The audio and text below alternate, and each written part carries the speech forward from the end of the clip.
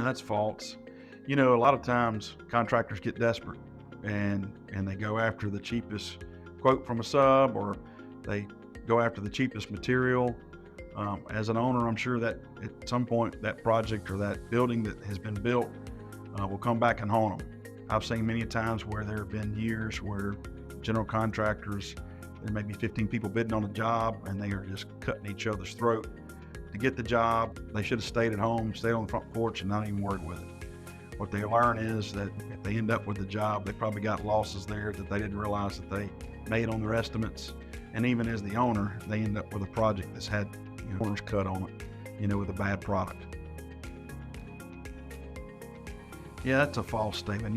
It's one of the things that I see with contractors is they always want to get their volume up. They always want to talk about how much they grow their business. But I've seen some of the best contractors have a low volume and they know how to handle their cost. They know how to make their job efficient. They know how to, take work, even small work where their cash flow turns quickly. Those contractors typically will outperform contractors that are trying to grow their business by 3 or 4 folds at times. Yeah, that's a false statement.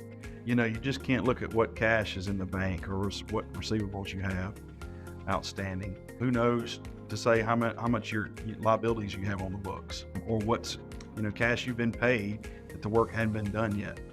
And so you just can't look at cash in the bank. You got to look at the financial picture. You got to get educated on what the financial statements mean to you and how you make business decisions from that.